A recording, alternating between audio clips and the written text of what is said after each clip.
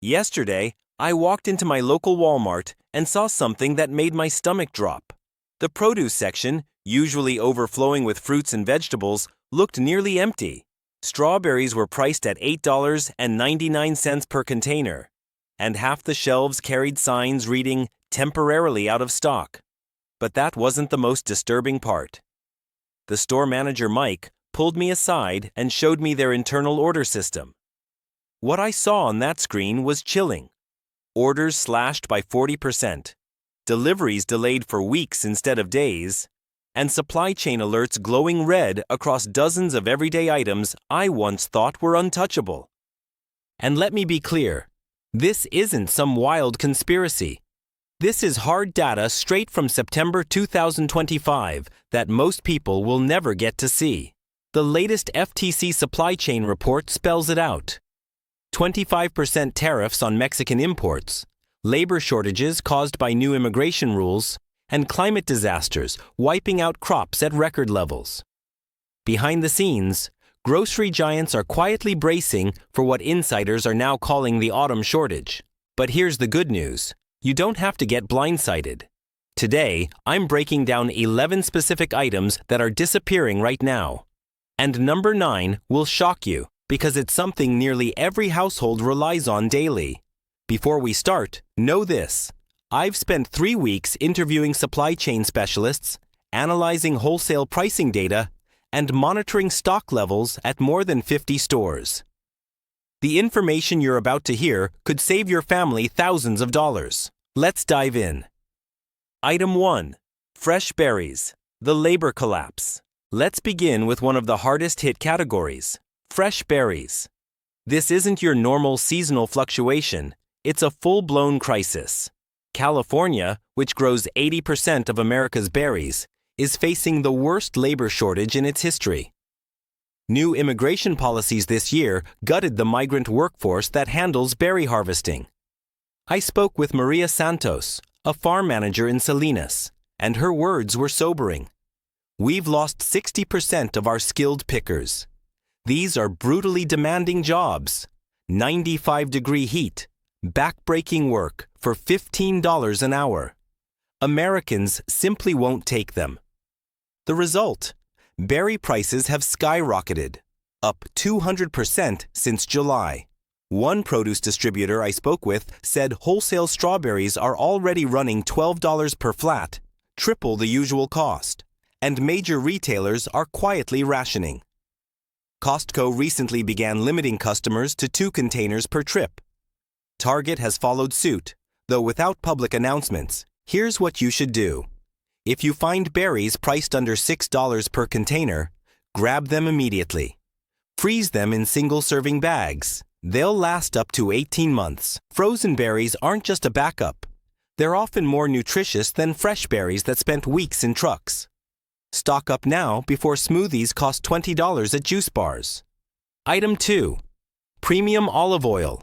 Europe's collapse. Next up is olive oil, and not the cheap blends, but real extra virgin from Italy and Spain.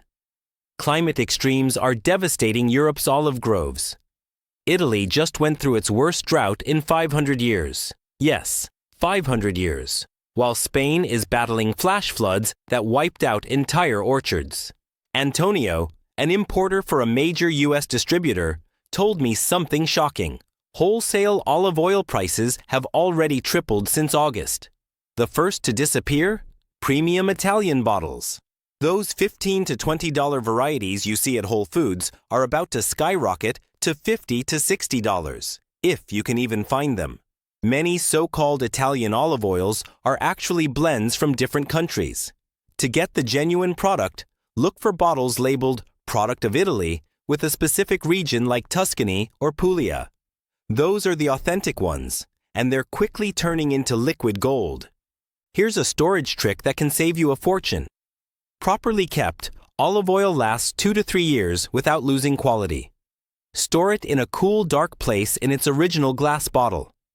Just last week, I grabbed 6 bottles of Colavita Extra Virgin at Costco for $89. By Christmas, that same amount will be selling for more than $300. My neighbor chuckled when she saw me filling my trunk with olive oil. She won't be laughing when she's paying restaurant-level prices just to cook at home. Item 3. Nuts and seeds. California's water war. Now let's move to something even more alarming. Nuts and seeds. California, which produces 80% of America's tree nuts, is in the middle of its worst water crisis since the drought of 1977. Almond, walnut, and pistachio orchards are literally dying from lack of irrigation. The numbers are staggering. Almond harvests are projected to fall 40% this year. Walnuts are down 35%. Pistachios? Wholesale prices have already shot up 150% since June. Here's the part that should terrify you. An almond tree takes 7 full years before it yields nuts. That means if orchards collapse today, we're staring at a decade-long shortage. David Chen, who oversees purchasing for a major nut distributor, told me bluntly, "We're warning retailers to prepare for $20 per pound almonds by spring 2026. And that's if supply even exists. The smart play now is to buy raw nuts in bulk and store them correctly. Vacuum-sealed containers with oxygen absorbers keep nuts fresh for 3 to 4 years. Last week, I stocked up at Costco, 10 pounds each of almonds, walnuts, and pecans for under $200. Next year, that same stash will cost $600 or more. Want an insider's hack? Ethnic grocery stores often beat mainstream markets. I picked up raw almonds at a Middle Eastern market for $8 a pound, while my local chain was asking $14. When a small handful of almonds costs $5, you'll wish you'd taken action now. Item 4. Asian condiments and sauces. The tariff shock. Just last Tuesday, I stopped by my favorite Asian market in Chinatown and saw something heartbreaking. Linda, the owner I've known for 8 years, was in tears behind the counter. Not because of a personal loss, but because her latest invoice guaranteed she'd lose her business. Her wholesale cost for premium soy sauce jumped from $2.50 to $11.80. The specialty chili crisp oil her customers drive nearly an hour to buy? Up from $4 to $18 wholesale. This isn't just inflation, it's a tariff bomb destroying family kitchens. With new China tariffs hitting 145% on processed food products, the essentials of Asian cooking are being priced out of existence. These aren't luxury ingredients. For millions of Asian American families, items like dark soy sauce, Shaoxing cooking wine, sesame oil, and rice vinegar are as fundamental as salt and pepper. Imagine ketchup suddenly costing $15 a bottle with no acceptable substitute. That's the reality for these households. Over the weekend, I spoke with 6 Asian market owners across the city. Every one of them told the same devastating story. Tommy Chen, who runs Golden Dragon Market, showed me his supplier screen filled with red warnings. Indefinite delay, or discontinued, across hundreds of products his family has sold for 3 generations. His Los Angeles distributor admitted many small manufacturers are shutting down for good. They simply can't survive 145% tariffs. And the ripple effect isn't just economic, it's cultural devastation. Mrs. Wong, a longtime customer at Tommy's store, shared her pain. "I've been teaching my grandson how to cook our family's recipes. How do I tell him we can't make Grandpa's favorite dish anymore because the ingredients are gone? The authentic black vinegar from Zhenjiang that gave classic dishes their signature sharpness. Gone. The premium oyster sauce that provided that rich umami base, wiped out overnight. These aren't just condiments. They're culinary lifelines. Edible links to cultural identity and family heritage, now being severed by trade policies. Item 5. Specialty flours and ancient grains. Ukraine's collapse. 3 months ago, Sarah, who owns a small organic bakery downtown, called me in sheer frustration. "I've been hunting everywhere for spelt flour," she said. "But my distributor told me Ukraine's supply won't return for at least 2 years, maybe longer." What most people don't realize is that Ukraine wasn't just Europe's breadbasket for regular wheat. It was the global leader in specialty organic flours and ancient grains that health-conscious Americans rely on. The war hasn't just disrupted shipments.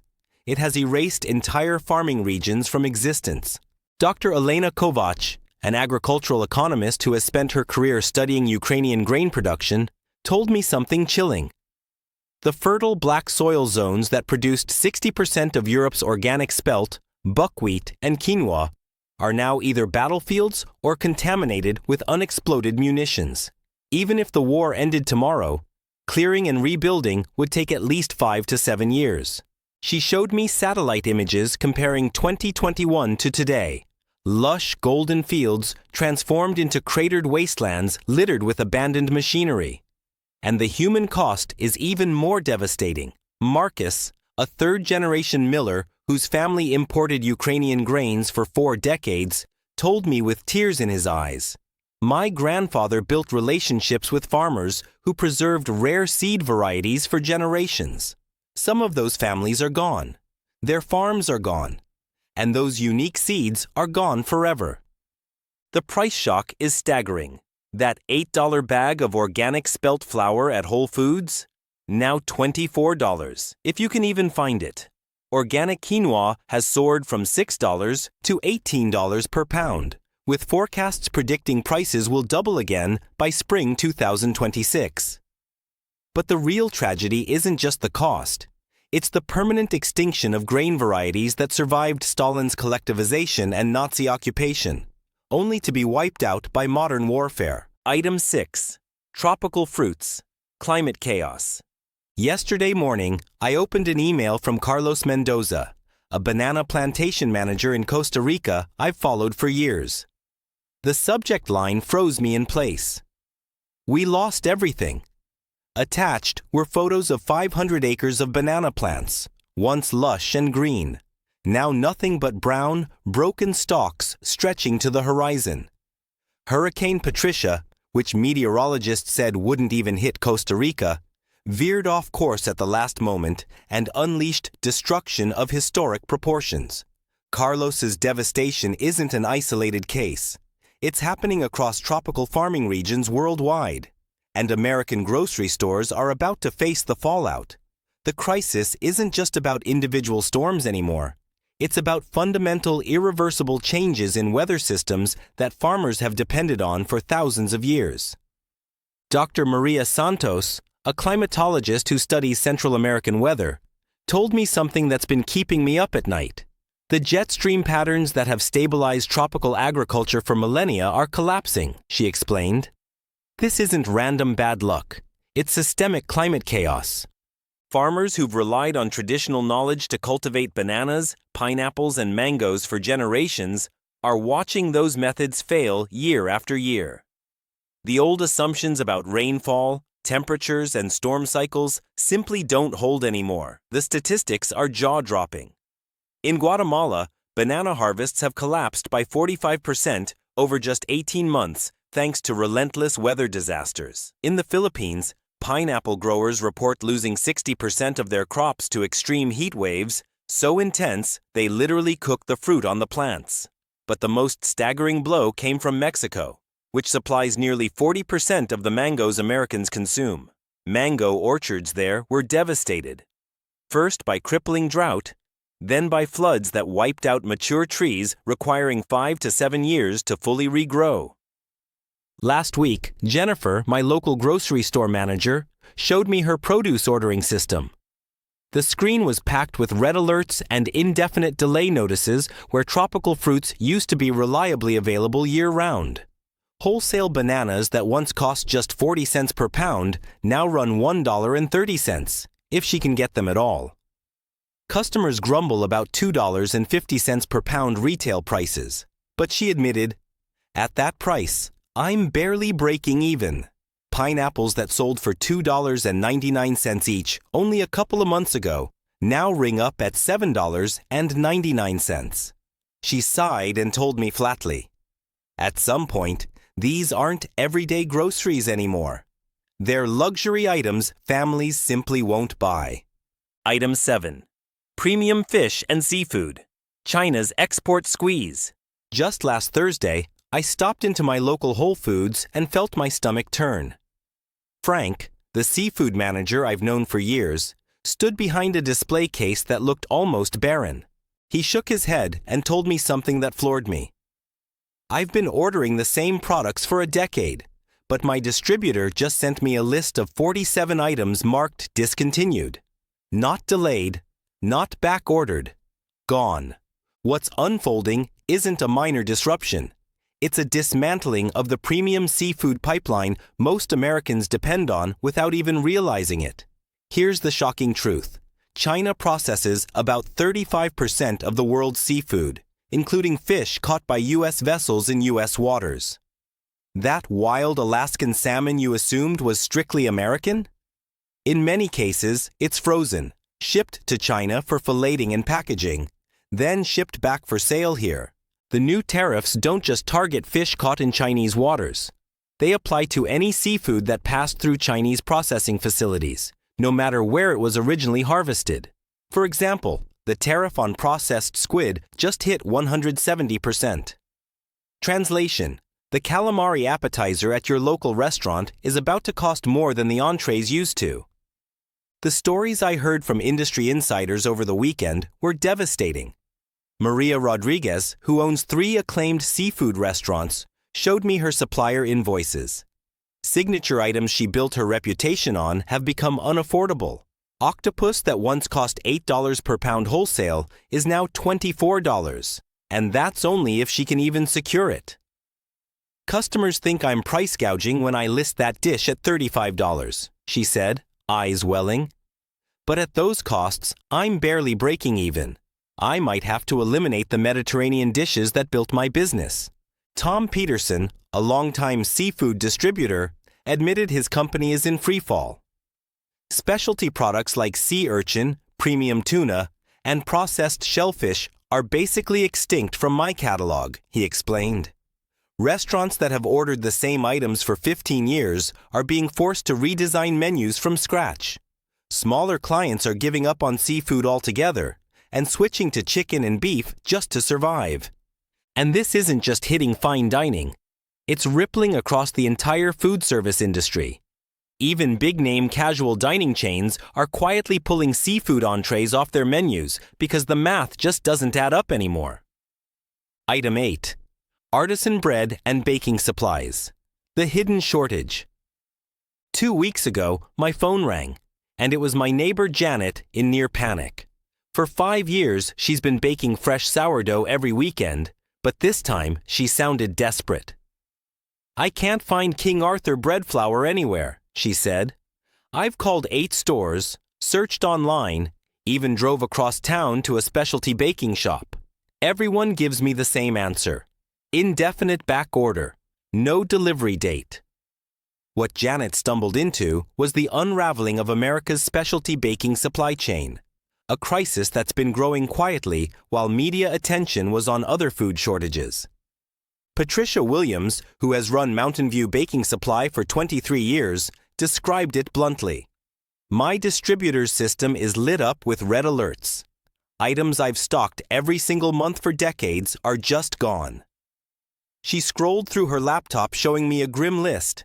King Arthur bread flour, real vanilla extract, Belgian chocolate, active dry yeast, and bulk packaging sizes, all discontinued or indefinitely delayed. The reasons run deeper than empty shelves. The high-protein wheat critical for bread flour is grown primarily in North Dakota and Montana, regions hit hard by once-in-a-lifetime droughts. Packaging problems compound the crisis. Premium flours, chocolates, and extracts often come in specialized small-batch containers that cost 3 times more to produce since the global packaging crunch began. Many boutique suppliers have simply shut their doors, unable to survive skyrocketing costs and raw material shortages. What makes this collapse especially heartbreaking is what it's doing to a cultural revival that began during the pandemic.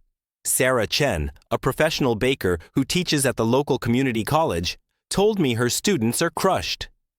These are people who fell in love with baking during lockdown. They bought equipment, built traditions, and found pride in creating something meaningful at home.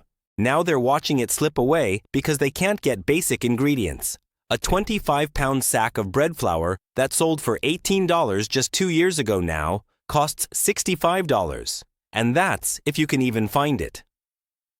Item 9. Energy drinks and sports beverages. The aluminum crunch returns. Last Monday, I swung by my regular convenience store to grab a Red Bull before work. Mike, the cashier I chat with every morning, looked drained. "Bad news," he said, pointing to the nearly empty cooler. "My distributor slashed my weekly order by 60%. I used to get 15 cases of Monster and 12 of Red Bull. Now I'm lucky if I get 6 total. And it's not just corner stores. Every retailer that sells canned drinks is being squeezed, from supermarkets to gas stations. The culprit, aluminum shortages, back again, but this time worse than before." Dr. James Harrison, a metallurgy consultant for several beverage companies, broke it down for me. Electric vehicles consume staggering amounts of aluminum, up to 40 times more per unit than traditional cars, he explained. Tesla alone is pulling in volumes of aluminum that could have supplied the entire global beverage industry just 5 years ago. This new demand collides with supply already strained by global energy costs and reduced mining output. Add in shipping delays, and suddenly the aluminum used for beverage cans is competing directly with the EV industry and aerospace manufacturing. The result? Energy drinks and sports beverages are disappearing, and prices are climbing fast. Meanwhile, 3 of the largest aluminum smelting facilities in the Pacific Northwest have shut their doors for good, unable to cope with electricity costs that make production unsustainable. Demand for aluminum has tripled, yet actual output is shrinking. For me, the impact hit home in a big way. My 17-year-old son, Travis, plays varsity soccer and burns through 4 to 5 energy drinks each week during training season. What used to be a $12 weekly expense now runs me $28, when I can even find them. Last weekend, I drove to 6 different stores trying to stock up for his tournament season. Everywhere I went, the pattern was identical. Half-empty coolers, barely any variety, and prices that had doubled or tripled in just 4 months. A Wawa convenience store manager shared something chilling. Corporate told us to prioritize Coca-Cola and Gatorade because they have long-term aluminum contracts. Everything else is basically a scramble, and we're only getting 30% of our usual shipments. The ripple effect is touching families who never thought twice about hydration before. At Target, I met Jennifer, a mom of 3 teenagers, staring helplessly at a nearly empty cooler. "My kids drink sports drinks every day after practice," she explained. "It's not a luxury. It's part of keeping them healthy and able to perform. But I just spent $47 on drinks that cost me $18 6 months ago. At this rate, I have to choose between sports drinks and regular groceries. When basic hydration turns into a financial trade-off for middle-class families, it's a clear sign the supply chain crisis has reached a tipping point that threatens to reshape daily life in America." Item 10. Gourmet cheese and dairy alternatives. The European crisis. Picture me standing in the cheese aisle at Whole Foods last weekend, staring at labels that looked like misprints. A wedge of aged Parmigiano Reggiano that once cost $18 now carried a $34 price tag. Susan, the store manager, noticed my disbelief and quietly showed me her ordering app. European cheese shipments slashed by 60% as wholesale costs doubled in just 3 months. The deeper story is even worse. Europe's dairy sector is collapsing from within. Hans Müller, a Bavarian dairy farmer I interviewed through a translator, spoke with resignation. "Without subsidies, our family farm won't last another year." The numbers back him up. EU milk production fell 3.2% in the first quarter of 2025, and the decline is accelerating. Energy costs are up 12% year over year, and animal feed now consumes 60% of budgets thanks to crop disasters in Ukraine and Argentina. And yet demand for premium cheese is climbing. Tourism is rebounding post-pandemic, and both Europeans and Americans are indulging in luxury dairy. Sales of Italian Parmigiano Reggiano rose 9% last year, while French Brie exports to the US jumped 15%. The result? Less milk, more demand, and soaring production costs. The first casualties are aged specialties: real Parmigiano Reggiano, Pecorino Romano, authentic Camembert, Roquefort, and Dutch aged Gouda. These take years to mature, which means shortages can't be fixed quickly. Here's the survival move. Buy large blocks of premium cheese now and cut them into portions yourself. Properly vacuum sealed, aged cheeses will last 6 to 12 months in your refrigerator. Last month, I spent $400 stocking up. Today, the same haul would cost me over $800. Item 11.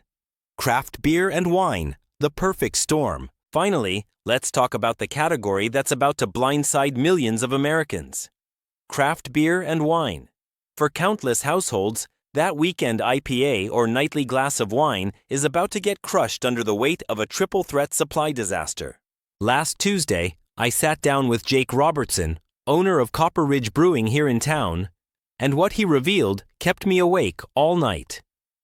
"We'll be forced to close by Christmas," he admitted, sliding invoices across the table that turned my stomach. His cost for aluminum cans has skyrocketed from 12 cents in January to 38 cents each. On top of that, his hop supplier warned of a 180% price hike after Washington State, responsible for producing 3/4 of America's hops, suffered its worst growing season in 2 decades. First scorched by record-breaking heat, then slammed by unexpected freezes. And it doesn't stop there. Craft brewers are being completely squeezed out of the aluminum market as corporate giants like Coca-Cola and Pepsi lock down priority supply contracts. Industry reports confirm the damage. In 2024, craft beer output fell 4%, hitting the lowest point on record. The outlook for 2025 looks even grimmer, with tariffs on equipment, kegs, cans, and imported ingredients creating structural problems that aren't going away. These aren't short-term hiccups. They're systemic changes dismantling the independent brewing world.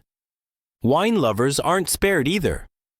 California's prized Napa and Sonoma vineyards are reporting harvest losses between 30% and 40% due to climate chaos. Bottles that once retailed for $25 are now pushing $45 to $50. And the trend is only accelerating. Here's the survival play I personally made last month. I invested $2,000 to turn part of my basement into a temperature-controlled cellar. That move has already saved me over $1,500 compared to what I would have spent at today's inflated prices. My advice: grab your favorite beers and wines now, particularly from small batch producers. Once those independent operations close, the unique flavors they've crafted disappear forever. Now, I know all of this sounds overwhelming, but you don't need to panic or max out your budget. Here's the smart way forward. Pick 2 or 3 items from this list each week and stock up gradually. Prioritize foods and supplies your family already uses. There's no sense filling your pantry with quinoa if you've never cooked it before. Remember, storage is everything. Proper containers, vacuum sealers, and an organized system can stretch your supplies for years. Think of it this way: a $300 investment in storage gear can save you thousands in reduced waste and rising prices. Track your spending and keep receipts. This isn't just shopping. It's securing your family's food budget against chaos. And above all, don't panic. The people who quietly prepared during past shortages managed just fine while everyone else was fighting over scraps. You can be one of the prepared. If this video helped you see what's really happening to our food supply, hit that like button and subscribe for weekly updates. I'm monitoring these trends in real time and sharing the kind of information most families will never hear. Drop a comment letting me know which item you're stocking first. I read them all and often respond with extra tips. Next week, I'll be revealing insider storage strategies that can triple the shelf life of your supplies, including a secret method professional food preservationists use. You won't want to miss it. Stay sharp, stay prepared, and I'll see you in the next one.